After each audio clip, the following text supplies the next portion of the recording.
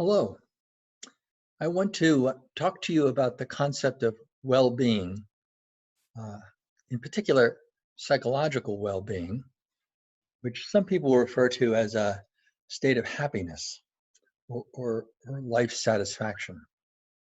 I especially want to talk about how it's related to some concepts in the Course, and I want to talk about more broadly how it's sometimes um, a concept that should give you some cause to reflect on why you're pursuing a graduate degree. Let me start with a couple of quotes. It's a great quote from Pascal, the famous mathematician. All men seek happiness. There are no exceptions. However different the means they may employ, they all strive towards this goal. The reason why some go to war and some do not is the same desire in both, but interpreted in two different ways. The will never takes the least step except to that end. This is the motive of every act of every man, including those who go and hang themselves. Wow. A great quote from de Tocqueville. Besides the good things which he possesses, the American every instant fancies 1,000 others.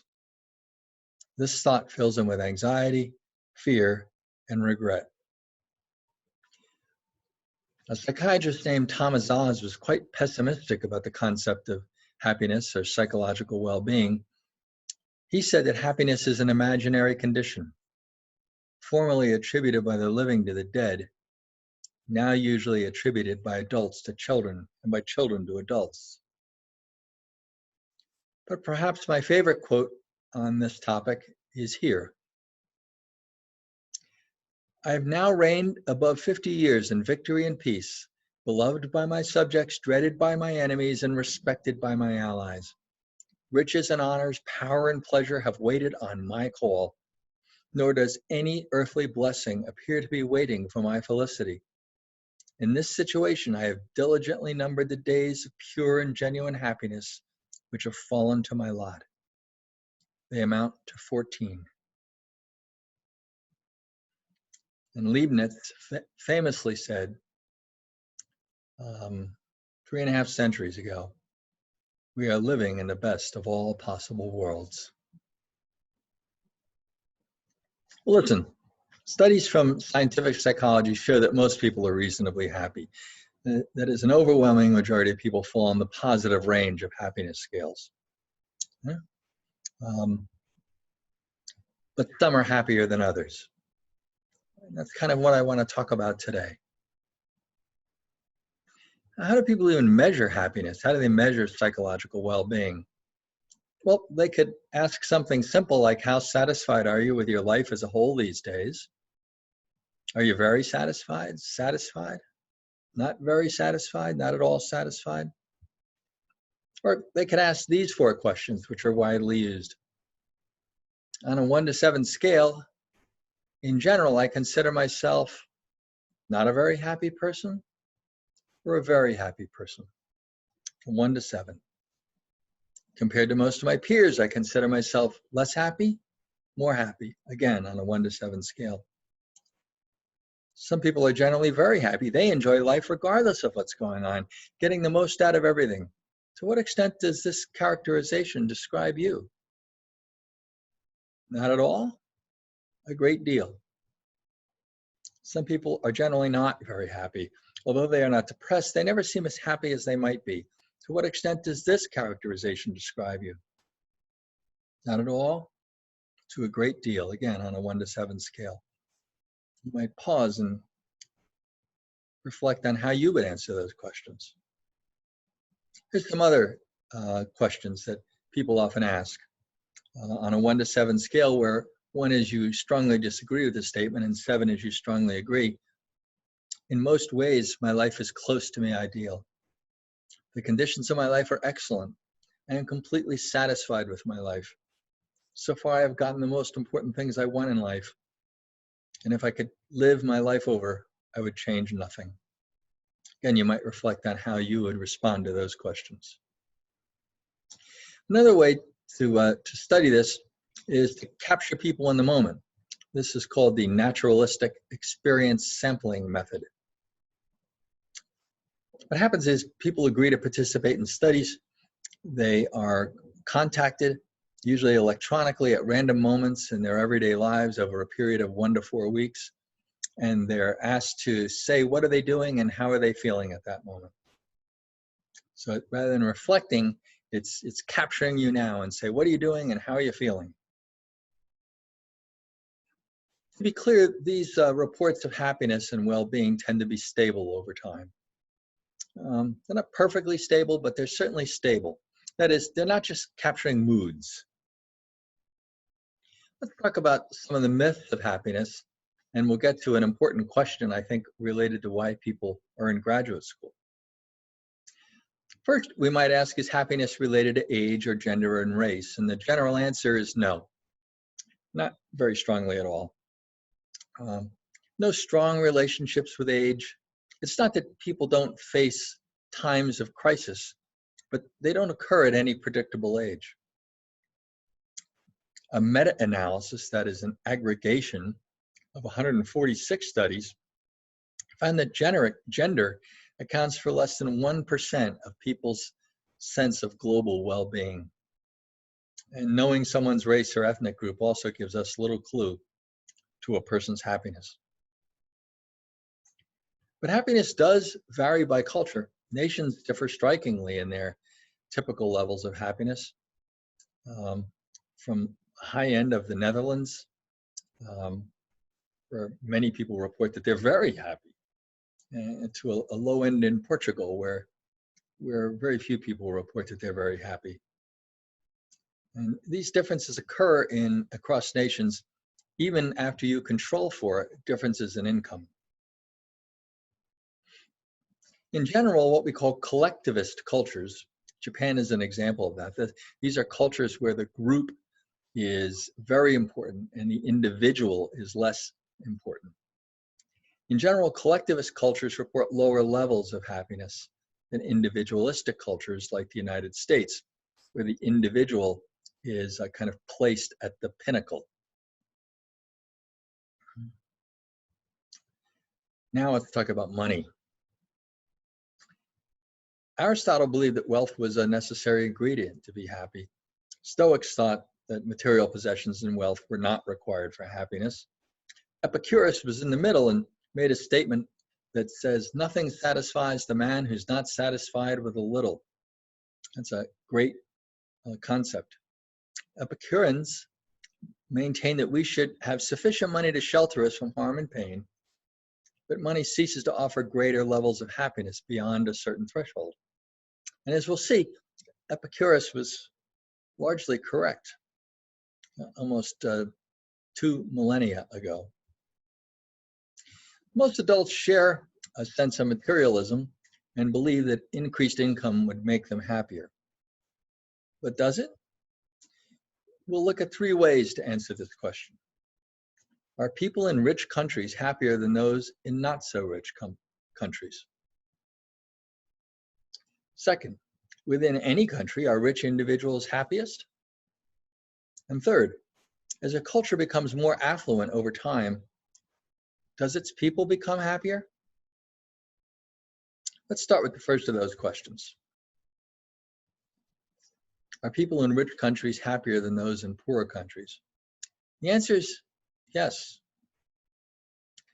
A study that's now over 2 decades old, but quite an exhaustive study by a guy named Ed Diener, found that self-reports of well-being or happiness are very positively associated with GDP per capita, gross domestic product per capita of a country. That is, countries that are wealthier, on average, people describe themselves as experiencing more happiness and a greater sense of well-being. The problem is that national wealth is confounded with other variables, an example of which is continuous years of democracy. How many continuous years of democracy has a country experienced? That variable is very strongly correlated with happiness on average in the country. We're talking about average levels of happiness within a country. Let's look at the question in a slightly different way. Within any country, are rich individuals happiest? Well, I think most of us think that would be the case. One study I read a few years back asked 315 Americans to rank their happiness on a 100-point scale from 0 to 100. And they were also asked to predict how happy they would be if they made 10 different incomes. Those incomes ranged from $5,000 to $1 million. Those who reported earning $25,000 a year predicted that their happiness would double if they made $55,000 a year. But the actual difference in happiness between people who are actually earning $55,000 and those who are actually earning $25,000 was only 7%. That's not inconsequential, but it's not as large as we might expect. The research is pretty convincing on this across many studies. Having food, shelter, and safety is really basic to happiness. People need life's necessities to feel a sense of well-being. But once they have those necessities, increasing levels of affluence and wealth matter relatively little. Once people reach about the median income in the United States, the median, that's the point at which half people make more, half people make less, additional increases in income are quite modest in terms of their effect on happiness. In fact, the correlation between income and happiness is positive, but it's quite small. In the United States, it's about 0.12 to 0.26. It's not zero, it's pretty small. And we see similar findings in Europe. A recent study in the proceedings of the National Academy of Sciences found that beyond a household income of about $75,000 a year, money does nothing for happiness, enjoyment, sadness, or stress. Now, satisfaction with income does predict happiness better than actual income. But there's only a slight tendency for people who make a great deal of money to be actually more satisfied with what they make. So satisfaction with income matters much more than actual income matters. Now, the goal of financial success, how important is the goal of financial success to people? That's an interesting question. The more important the goal of financial success is relative to other goals, the lower, on average, we find people's self-reported levels of happiness. And the higher, we find their levels of depression and anxiety. Here's a last way to answer this question. What if a culture becomes more affluent over time? Do the people in that culture become happier? If we go way back to 1957, the per person income expressed in current dollars was less than $8,000. Today it's well over $16,000. We have a lot more stuff, twice as many cars, microwave ovens, color TVs, air conditioners, $12 billion worth of brand name athletic shoes a year. Are we happier? Well, way back in 1957, 35% of people told the National Opinion Research Center that they were very happy. Decades later, in 1993, affluence had doubled, and 32% said they were very happy. It's like happiness was stuck. People were richer in constant dollars, but they weren't happier. Similar findings have been observed in Japan and throughout Europe. More recent data on the same thing shows that, again, in between 1977 and 2006, on average, people were making much more money in constant dollars. But the percent of people who were very happy actually slipped down a little bit rather than going up.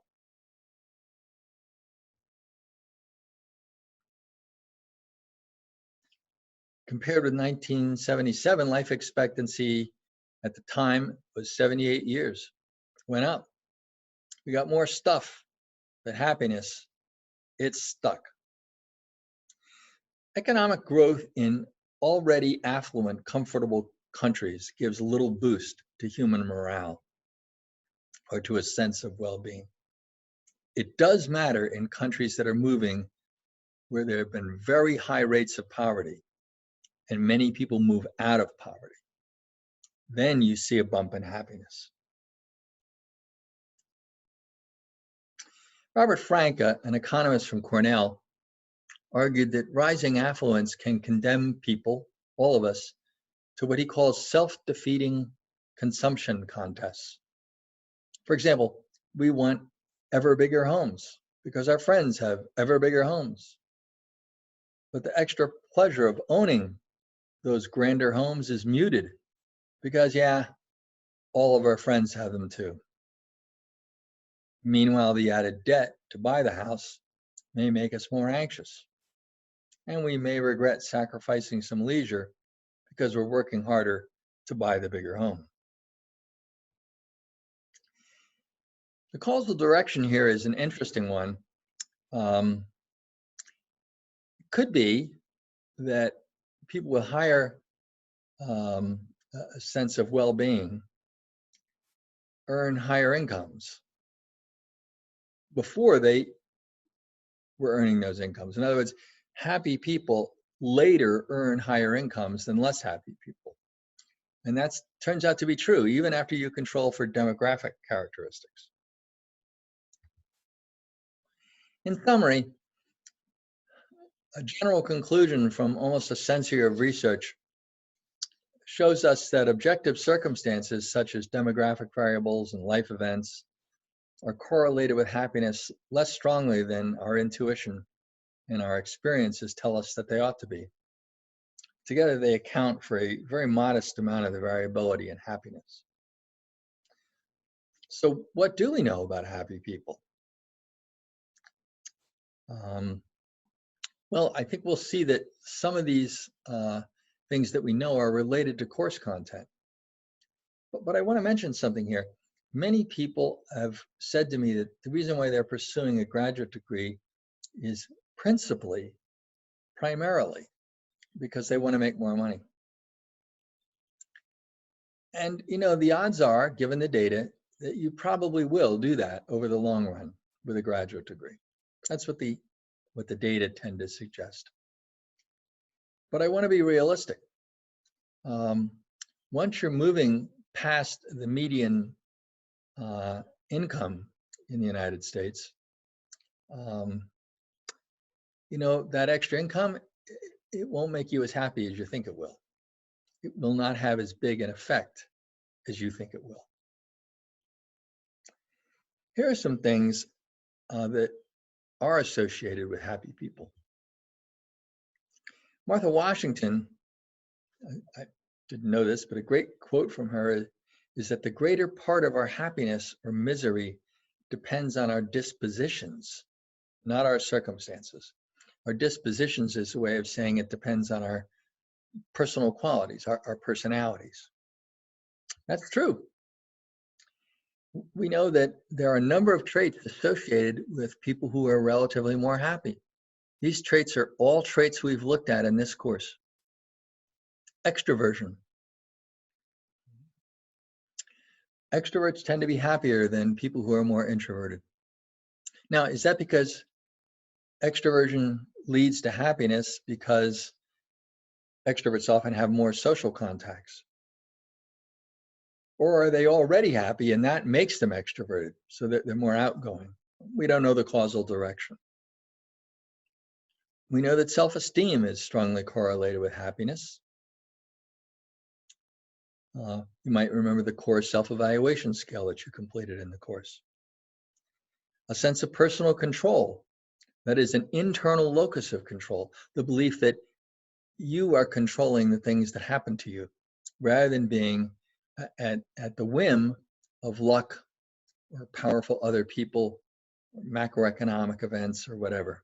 A sense of personal control, internal locus of control. That's also related to happiness. Hardiness is a concept that was discussed in chapter 2 of the textbook. That's related to happiness. Optimism and low neuroticism.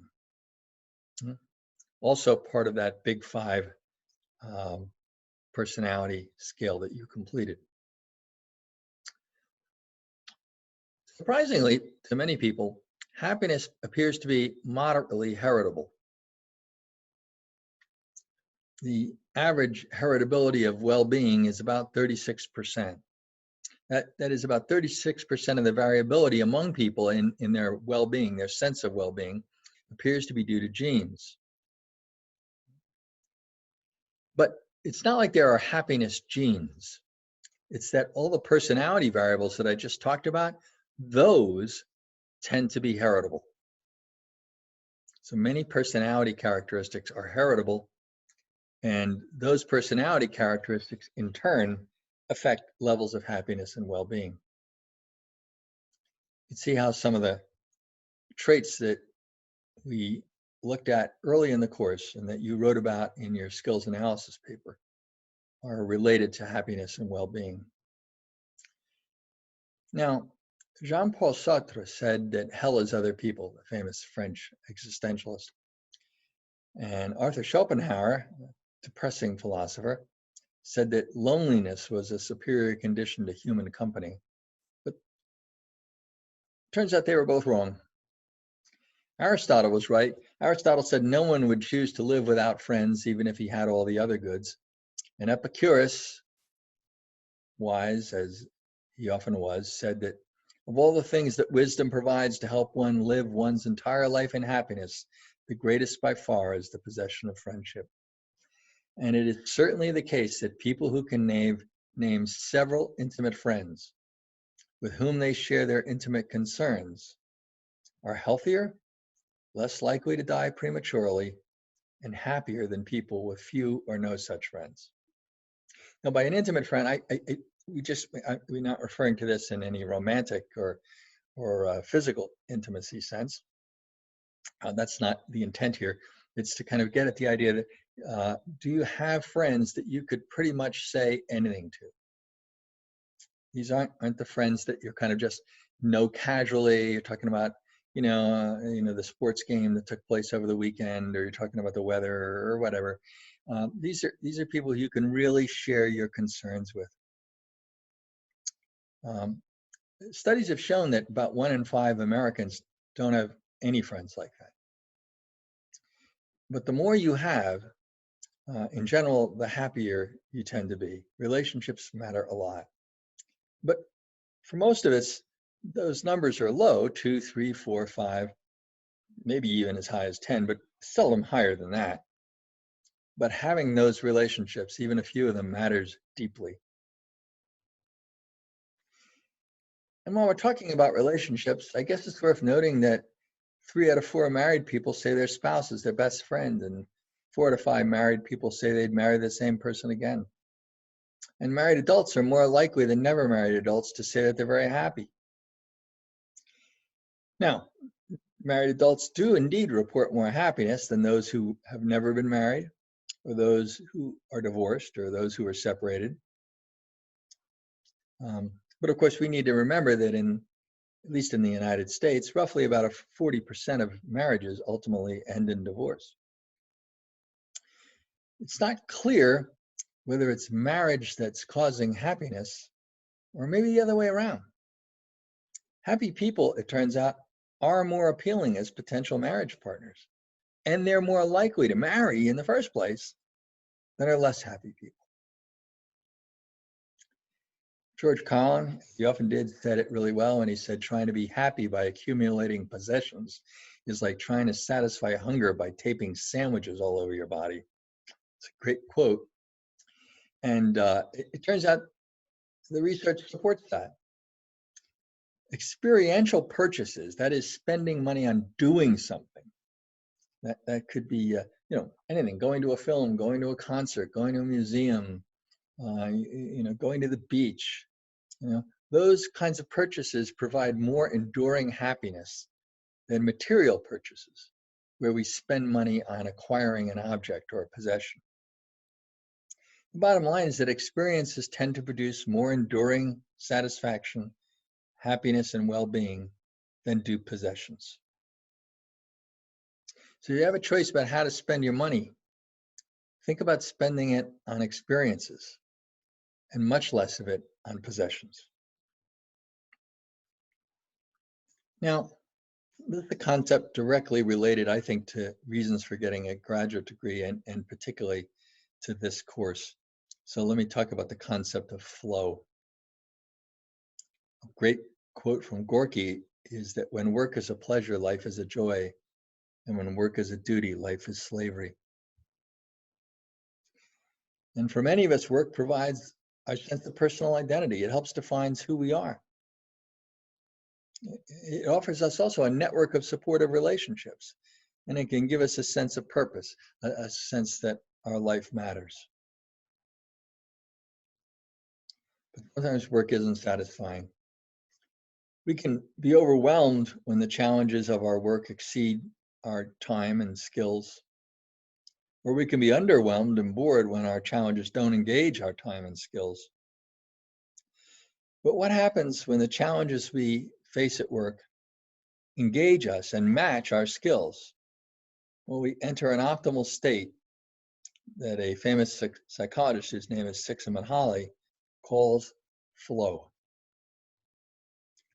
Here's a graphic representation of flow for you. In the upper right-hand corner, we have the conditions of flow. We are skillful and we are challenged. Notice that when challenge is high but our skill level is low, we experience anxiety. But flow occurs when we're skillful and we're experiencing high degrees of challenge. So I bet you've all experienced flow sometimes in your life. And when you're experiencing flow, you are unself-consciously absorbed. You're so caught up in an activity that your mind doesn't wander. You're almost oblivious to your surroundings. Time seems to fly. What Csikszentmihalyi studies have discovered is that happiness does not come from mindless passivity, but instead, it comes from engagement in mindful challenge. People enjoy themselves more, they have a greater sense of well-being, and they're happier when they're absorbed in the flow of an activity rather than when they're doing nothing. And involvement in these kinds of interesting activities, including engaging work, is a major source of happiness. So sometimes people say, boy, if I had a lot of money, I'd get a little home on the island of Maui and I'd spend the rest of my life on the beach. But you'd be bored to tears, literally, in a month or two. You'd just be bored to tears. So work is central to us. And it's the sense of being engaged in work that leads us to feeling happy and leads us to have a sense of well-being. It's not the income. So that ought to make us think about things. And what does a graduate degree get you? Well, it could get you more income. It probably will. But it might make you more skillful. I think it will. And that enhanced skillfulness is something that will enable you to approach challenging work and become more engaged and more in a state of flow. In fact, ongoing learning throughout your adult life is central to becoming increasingly more skillful, because the demands and the challenges that you face in your job will increase as your career advances. But if you're becoming more skillful all the time, then you can be caught in a state of flow. And that brings real well-being and real happiness. That's especially true with the skills in this course, because although you might master other skills, accounting, finance, marketing, no one fully masters leadership. It's an ongoing set of challenges. And as soon as you feel like you've mastered it, suddenly you're confronted with new challenges. But if you're constantly learning and you're constantly becoming more skillful, the act of being a leader is something that can bring you a real sense of being caught in the flow, being engaged, because your skills will continue growing as the challenges that you face continue to grow. I would be delinquent if I didn't mention that faith is an interesting question here. Medieval Christian scholars believed that happiness lay in God. Religious devotion was the only means of achieving it. But Karl Marx said religion is the opiate of the masses. But it's true, it turns out, that across at least North America and Europe, religious people, on average, report higher levels of happiness and satisfaction with life. That is, as your strength of religious affiliation, your participation in religious services and prayer tends to increase, happiness tends to increase as well. These effects are not inconsequential. They're not large. They're modest, but they're meaningful. Why? Why is this effect there? We don't know. It could be that the support of close relationships that are often enjoyed by people who are active in their local congregation, that those relationships are bringing happiness. It could be that our faith brings us a sense of meaning and purpose. It could be that it offers answers to the deepest and most troubling questions we face, or it gives us an optimistic appraisal of the future. We don't know what the answer is, but we do know that there is a modest positive relationship between faith and happiness. I want to turn now to talking about some consequences of happiness. Happiness is not merely a pleasant outcome. It can actually be a predictor and cause of future behavior and future outcomes. For example, happiness seems to lead to better physical health. This has been demonstrated in many studies. A famous study looked at the extent to which handwritten autobiographies that were written by Catholic nuns, Catholic sisters, when they were young, roughly about 22 years old, they looked at those handwritten autobiographies and they coded them for how much positive affective content they had. That is, how much positive kind of emotional content they had. And that coding of their autobiographies, it predicted their longevity, how long they lived 6 years later into their 80s. We've seen the same thing in lab studies. When researchers infect participants who have signed an informed consent form with a cold virus, those who reported high levels of happiness, they were less vulnerable to actually catching the cold. The virus was there, but they were less likely to actually get the cold. This comes back to what we talked about earlier in our chapter on managing personal stress. The research indicates that different emotions like happiness and sadness generate different patterns of autonomic responses. I talked about the autonomic nervous system early in the sympathetic and parasympathetic, very early in the course, and in the fight or flight response, etc., and kind of chronic stress.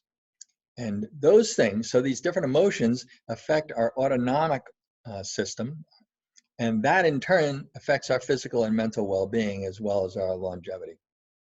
In particular, a stronger immune system and better health behaviors tend to mediate the relationship between a sense of happiness and longevity. That is, people who are happy tend to have a stronger immune system. They engage in healthier behaviors, and that in turn leads to better health and greater longevity. Back to chapter 2. People who are dispositionally happy or are put in a happy mood, they also outperform others in a variety of tasks. They make more accurate decisions. They perform better at simple tasks like clerical error checking or anagram solving, and they're more original and flexible in their thinking. Again, happiness can lead to positive outcomes, both cognitive and emotional. In fact, when we measure happiness and then track people over time, people who are happy are more likely to graduate from college, get a job, receive good evaluations on their job, and earn higher incomes. And they're less likely to lose their job. This is true that if you measured happiness before any of these things happened. That is, happiness precedes these things rather than just following from them. George Eliot said that happiness is a well-fleshed indifference to sorrow outside it. And Sir High Walpole, which I think is a really funny name, said that to confess to happiness implies a smug complacency and callousness to the general misfortunes of the world. But they were both wrong. Happiness, in addition to other outcomes it brings out, often brings out the best in people. Happy people tend to be more social, more cooperative, and behave more ethically. They evaluate others in more favorable terms. They're more interested in interacting with others. They're more inclined to self-disclose and talk about themselves in an honest and transparent way. They trust others, and they respond to ethical scenarios in a more ethical manner. Let me talk about adaptation for a bit. Tolstoy said, "There are no conditions to which a person cannot grow accustomed." It's a great quote. Because over time, the immediate emotional response to significant life events usually fades. You've probably noticed this. Let me offer two quick examples. George Loewenstein, who's a famous behavioral economist at Carnegie Mellon, and his colleague did a study with people who had lost a limb or who had experienced paraplegia due to an accident. And they compared them to people who had not experienced those things. And those studies showed that people with spinal cord injuries are actually above neutral on a happiness scale. Now, I want to be honest, they're less happy than healthy people in a control group, but they're still happy. Lottery winners are initially elated. You win a big lottery, millions of dollars, initially elated. But the research suggests that that euphoria, that elation, fades. That is, people are adapting. Right? The initial reaction fades. The more recent an event, the greater its emotional effect. Which is why Benjamin Franklin was again right, as he was so often, when he said that happiness is produced not so much by great pieces of good fortune that seldom happen, as by little advantages that occur every day. Loewenstein, again from Carnegie Mellon, has a great quote. He said, "In the same way that our eye adapts to different levels of illumination, we're designed to go back to the happiness set point. Our brains are not trying to be happy. Our brains are trying to regulate us." In fact, many researchers have argued that we each have a happiness set point. So we initially react to events in a positive or negative way, but our emotions move back to that set point. It's almost like a thermostat set point. And that set point seems to be caused by those personality and related factors that I talked about earlier. Now, these set points, it's worth saying, are not neutral. That is, most people are happy most of the time. But people do have different set points, partly on these genetic influences on personality, which in turn affect sense of well-being. You might have different set points in different aspects of your life. A different set point for happiness at work, or happiness at home, or overall life satisfaction. And there are some set points that are so can in fact be changed by something dramatic. Losing a spouse, getting divorced, becoming unemployed, experiencing a disability. Those kinds of things can change your set point.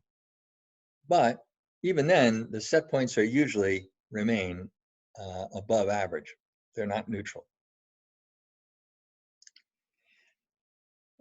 As Tim Wilson, another well-known psychologist from the University of Virginia, has said, we don't realize how quickly we will adapt to a pleasurable event and make it the backdrop of our lives. When any event occurs to us, we make it ordinary. And through becoming ordinary, we lose our pleasure. We adapt. We go back to the set point. And we seem unable to predict how we will adapt. We often find something pleasurable, maybe a new possession, a new acquisition, but over time it diminishes. And then we make a mistake. We think, oh, in order to feel better again, I'm going to go out and get something else. And in fact, it will briefly make us feel better, but we'll adapt and we'll go back to our set point, and we'll keep making that same mistake over and over and over and over again. That leads to the question of whether or not we can predict what will make us happy in the future. And research studies in the last 20 years have found that presumption that we know what will make us happy is not, in fact, accurate. Because we tend to overestimate the intensity and duration of how we will react to future events, how intensely we'll react, and how long we'll react to them. To take a simple example, someone might believe that a new BMW will make them happy. And it almost certainly will briefly, but it'll be less exciting than they had anticipated, and it will excite them for less time than they had anticipated. They adapt. We do the same thing with bad events. Bad events generally prove to be less intense and more transient than we predict them to be. I got divorced about 8 years ago after being married 26 years. And when it first happened, I just thought it was horrible and my life would be horrible forever. I felt absolutely dreadfully terrible. Probably within a year to a year and a half, I was feeling much better. And within a couple years, I was feeling great. Again, this bad event proved less intense and more transient than I thought it would. So we make mistakes in choosing what we think will give us pleasure. A psychologist from Harvard named Dan Gilbert calls this miswanting. Dan Gilbert says, the Rolling Stones said, you can't always get what you want. But as Dan Gilbert said from his studies, the real problem is that you can't always know what you want. Lowenstein, again from Carnegie Mellon, said that if we understood these prediction errors that we make, we might invest our resources, including our time, in things that would make us happy, such as spending more time with friends, rather than spending more time making money. We often yearn for a big, roomy, isolated home, but we'll adapt to it quickly. And in fact, it might compromise our happiness because it might distance us from neighbors who live quite a ways off on our 3-acre property. And so we lose friendships, we lose social interaction, the very things that have been shown to give lasting pleasure and lasting sense of well-being. Finally, it's worth noting here, while I'm talking about this ability to predict, is that whenever we're in a hot state, we can't seem to predict how we're going to behave in a hot state when we're in a cold state. So if I'm rational and calm and you say to me, how will you behave in this state?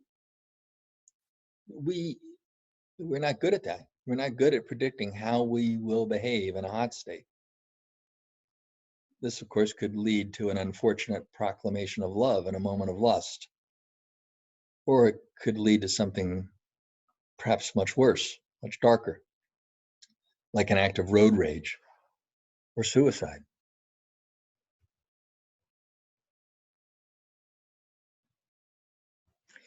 Okay, I want to finish by talking about coming back to a principle that I talked about early in the course. Remember I said when I was talking about managing personal stress, a general rule that underlies much of psychological research, especially in the areas of clinical psychology, is that events don't cause stress. It's how we think about events that causes stress. That is, it's how we construe or interpret events. So I just want to conclude by talking for just a few minutes about a construal approach to happiness. In Hamlet, Shakespeare said, "There is nothing either good or bad, but thinking makes it so."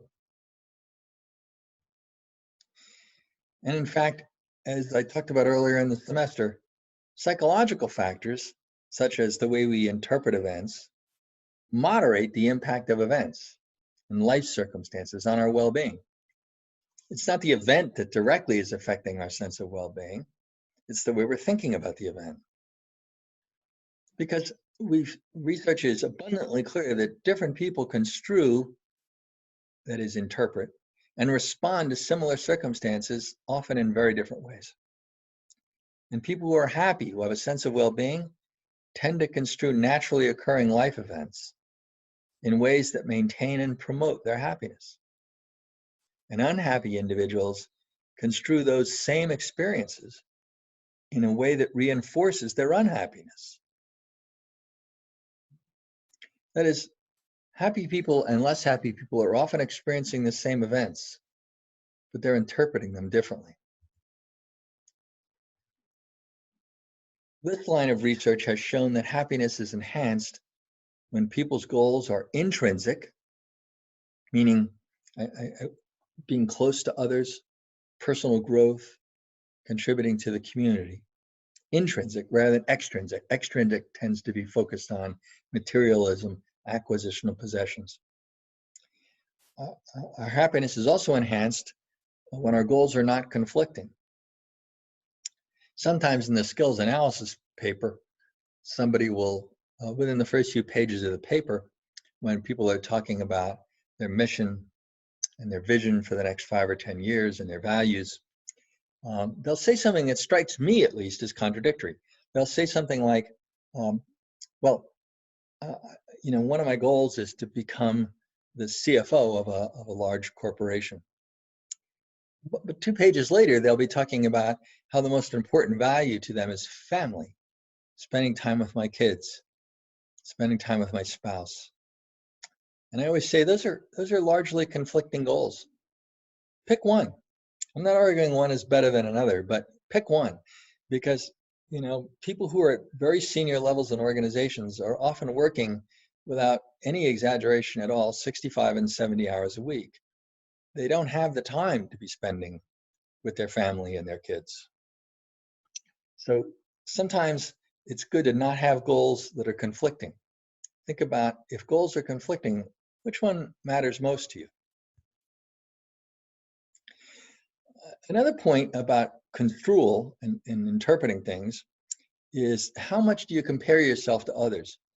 Happy people tend to be less sensitive to what psychologists call social comparison information.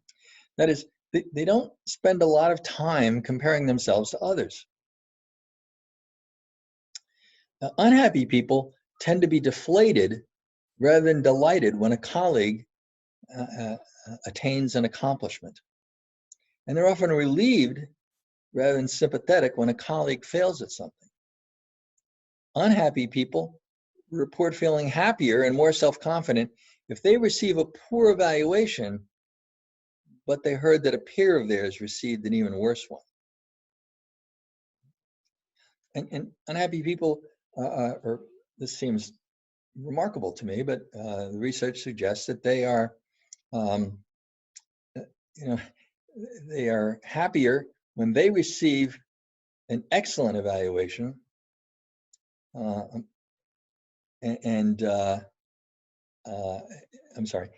unhappy students, they're happy when they receive an excellent evaluation, but they heard that a peer received an even better one. That is, uh, happy people tend to view their abilities as malleable. We grow, we change. I can grow, hmm, rather than fixed, locked in, like thinking about intelligence or other skills as something fixed. You have it or you don't have it. So if you have that view of things, a peer's exceptional performance isn't a threat, it's an incentive. It's an indication for your own prospect of future success as you work on growing those abilities. So in the end, happy individuals use social comparison information sparingly, very sparingly. They make fewer social comparisons. They're not often thinking about how they are compared to others. And if they do make social comparisons, they usually pick ones where they'll look good and it will maintain their sense of well-being and self-esteem. So in the end, who's happy? Well, age, sex, race, and income, assuming you have enough income to meet your basic necessities, doesn't give us much of a clue. Your traits tell us a lot: extroversion, internal locus of control, etc. Having a supportive network of close relationships, that matters. Living in a culture that offers a positive way to interpret most daily events, being really engaged by work and leisure, being caught in the flow, and perhaps a sense of faith, broadly defined, that gives you a sense of purpose and hope. And we know something about happiness from the way we interpret the world, from our cognitive and motivational processes, and from our social comparisons. I hope all of these concepts have left you with the thought that a lot of concepts in this course are broadly related to the way we live our lives. They're related to perhaps why you're getting a graduate degree. And I hope you'll find that this idea of happiness coming especially from having the skills to do well, to develop close relationships, meaningful, close, psychologically intimate relationships, and to have the skills that meet the challenges that continue to grow because you're continuing to develop those skills over time, will bring you a sense of flow, a sense of engagement, and that creates well-being. And I hope all of that is a way of leaving you with a thought about what you can get out of a graduate degree that's far bigger than just making a little bit of money. Thanks a lot.